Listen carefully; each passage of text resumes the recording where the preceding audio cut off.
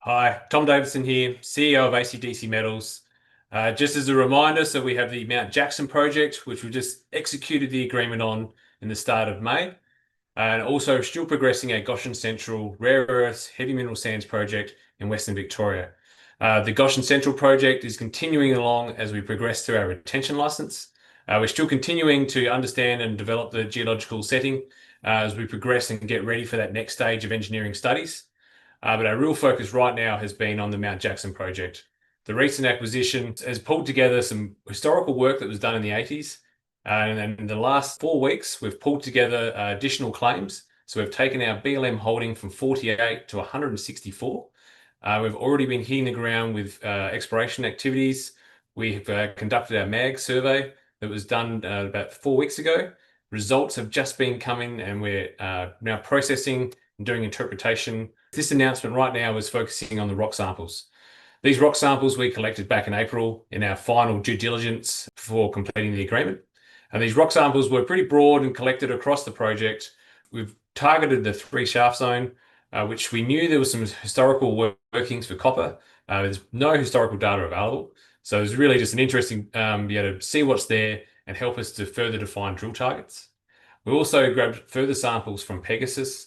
The Pegasus Zone we know was drilled in the 80s and in 2010, and we know there's mineralisation there. There's been some really strong gold and silver results reported. 25 metres at 2 grams, 6 metres at 7.5 grams gold. So these samples were from the outcrop and within the area. And so really just reaffirms that drill targeting process that we're now progressing with now.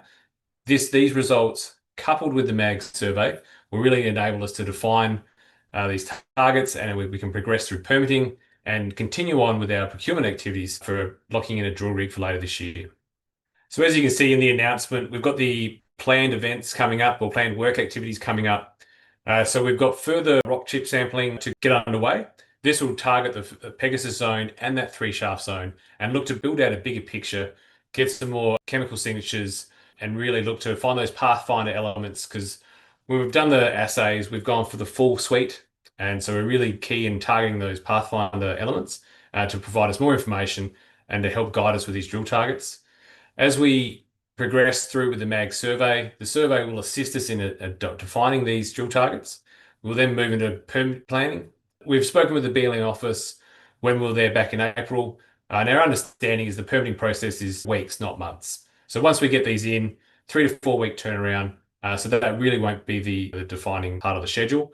The next part is really trying to get a drill contractor lined up. And so we're working on that 6-month horizon. We can look in and find contractor for RC or diamond.